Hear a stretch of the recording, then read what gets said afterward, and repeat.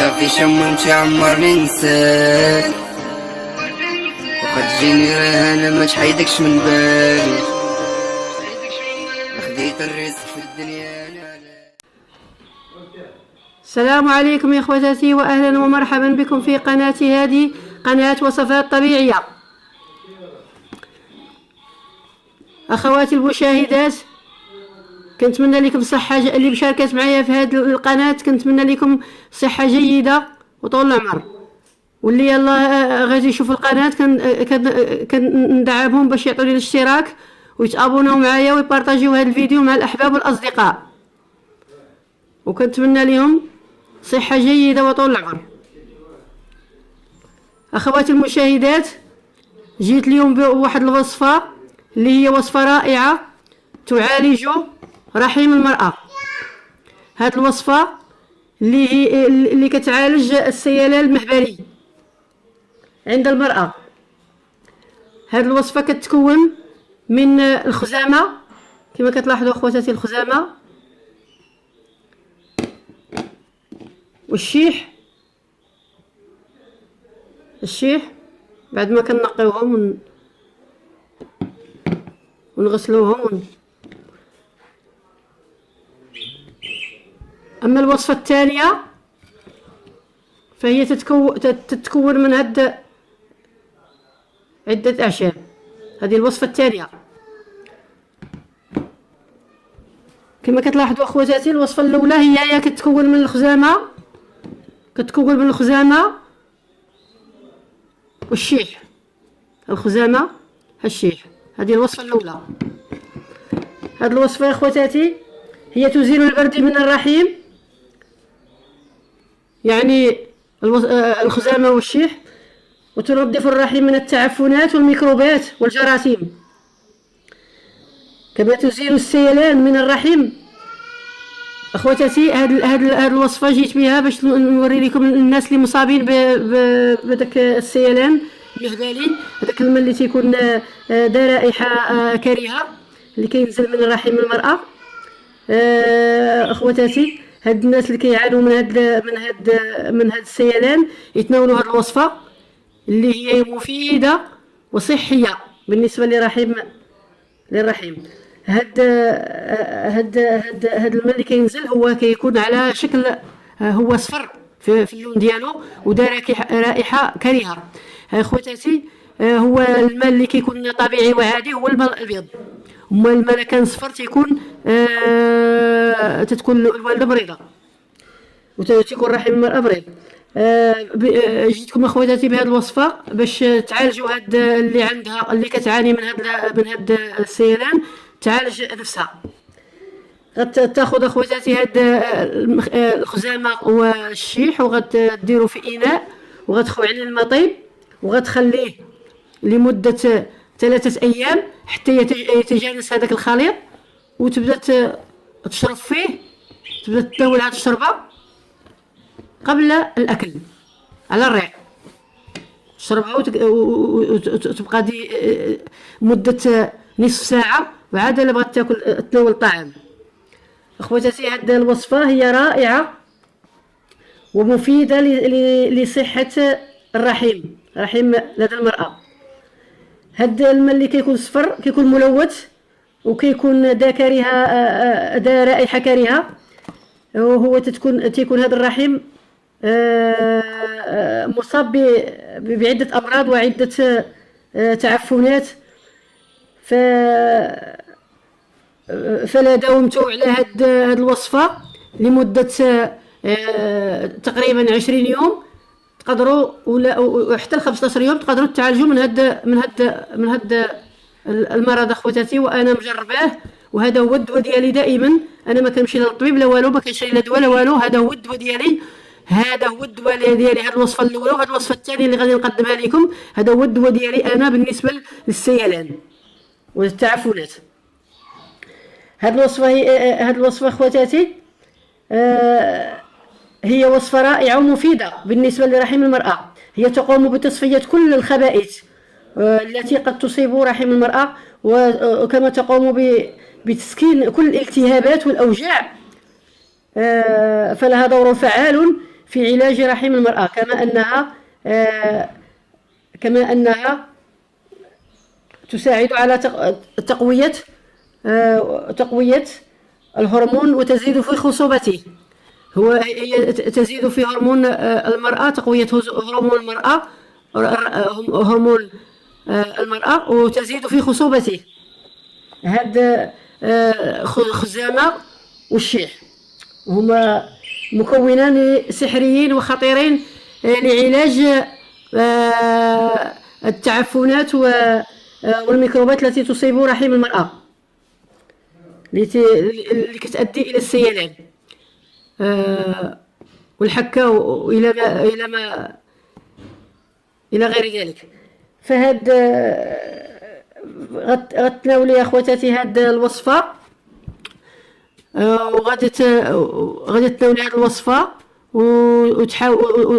وانتي غتكوني مشيتي للحمام ودوشتي، غتكوني سخونه، وغتجي في الفراش ديالك وغتناولي هاد الوصفه. غتناوليها في الليل. هاد الوصفه كتناول في الليل كتبقاي ساعه وعاد تاكلي، وكتجي في الفراش وكديريها على شكل تبوخي عليها. كديريها في هاد الاناء كيما كتلاحظوا خواتاتي. انا غادي نوريكم كيفاش غادي ديروا ليها. غادي ديري الخزامه،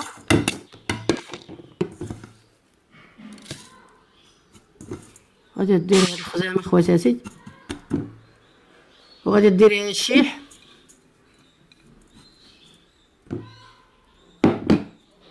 وغادي تزيدي عليها ماء مغلي،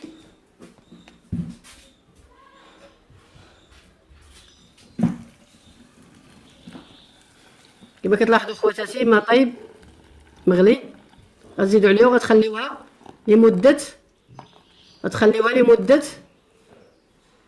3 أيام. هذه الا بغيتو تشربوها، الا بغيتو ديروها في الشربه، غتصفيو وغتخليوها 3 أيام حتى يتجانس هذا الخليط، وغتصفيوها في الصفاي وغتاخذوا كويس قبل الاكل على الريق. هذه الا بغيتو تشربوها. اما الا بغيتو تبوخوا عليها كتوضعيها في هذا الاناء وكتزيدي عليها الماء طيب بحال هذا الشكل. كتزيدي عليها الماء طيب وكتجي في الفراش وكتوصلي حوايجك وكديريها تحت منك، وكيطلع الباخ تحت من الفرج.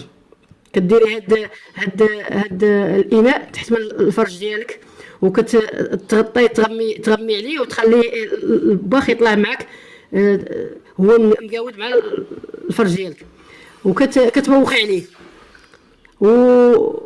وعاوتاني كتشدي شويه من الخزامه وشويه من الشيح وكديريه في واحد الخرقه اللي هي زيف حياتي. كديريه في واحد الخرقه زيف حياتي، كديريها وسط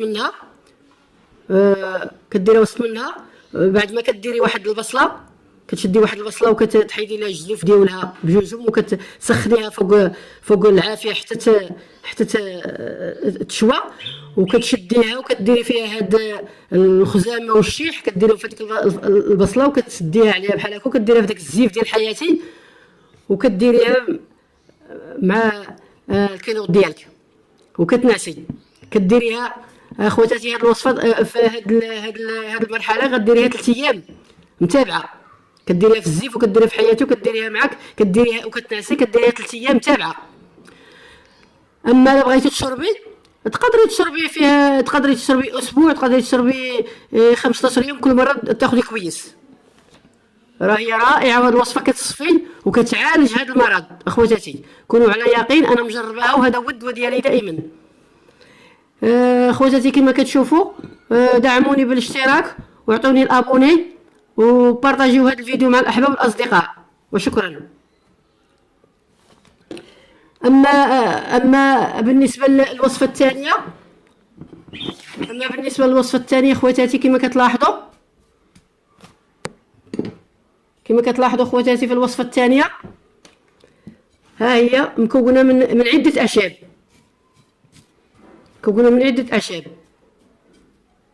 هناك خنجان، سكينجبير، نواره الكرموس، ودل الحلوف، هذا ديال الكبال، بزاف ديال الاعشاب. كتمشي لعند العطار كتقولي لي يعطيني الغلي ديال النافسه، هو غادي يعطي لك. الا مشيت لعند العطار، اي عطار غتتجه ليه المراه وغتقول لي يعطيني الغلاي ديال النافسه، غادي يعطي ليها.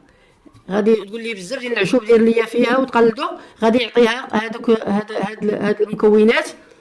وغادي تشدو كما العاده، غتشدي يا خواتاتي. حتى هو كيليق للسيلان ديال المهبليه، وكيليق للبرد، وكيليق لكل شيء. هذا كيصفي الرحم ديال الوالده وكينقيه من التعفنات ومن الميكروبات ومن كل شيء. هذا هو الدواء ديالي يا خواتاتي. كما كتلاحظوا غتشديها شويه من كل حاجه، وغديريها في البريق ولا في الغلي، في واحد الاناء اللي غتغلي فيه شويه مده 5 دقائق. تغلي فيه شويه مده 5 دقائق، وكتصفي منه، كتشربي منه حتى هو على الريق كاس كل وجبه. والاخر كتخليه في هذاك الاناء، كتشدي كتبوخي تا هو عليه كما وريتكم في الخزامه والشيح. حتى هو كتشدي وكتبوخي عليه، كتخوي عليه الماء طيب وكيكون غالي، وكتشدي تغلي فوق العافيه بزاف حتى يولي الباخ عنده سميتو. وكتحيدي الكريم ديالك وكتغمغمي وكتقاودي مع الفرج ديالك، وكتخلي الباخات كتطلع كتبوخي عليه. كتنزل كاع ديك التعفنات وديك الميكروبات وديك الجراثيم كلها كتنزل، اللي كتكون مصابه بالرحم كلها كتنزل اخواتاتي. هاد الوصفه حتى هي تقدري تبوخي عليها حتى هي 3 ايام، تقدري تبوخي عليها 4 ايام المهم. وتقدري تشربيها لمده سيمانه، لمده اسبوع. انت كتشربي يوميا، تقدري تشربي اكثر من اسبوع ماشي مشكل. المهم هاد الوصفه اخواتاتي هي كتصفي الرحم من كل التعفنات وكل الميكروبات. هي رائعه وهائله. هذا اخواتاتي هو الدواء ديالي. انا هاد الوصفه كنتناولها وكنديرها، وما بغيتش نبخل عليكم بها، وجدتها وريتها لكم دابا باش تفيدكم وتفيد لكم الصحه ديال الرحم ديالكم، باش تنظفوا الرحم ديالكم يكون دائما سليم من الامراض.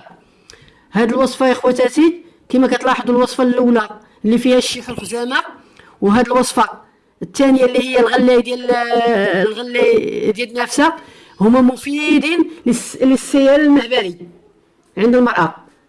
كما كتلاحظوا اخواتاتي، دعموني بالاشتراك وتابونيو معايا وضغطوا على الزر الاحمر باش نعطيكم المزيد. لدي المزيد من الوصفات اللي هي علاج بالنسبه للصحه، صحه الجسم. وشكرا.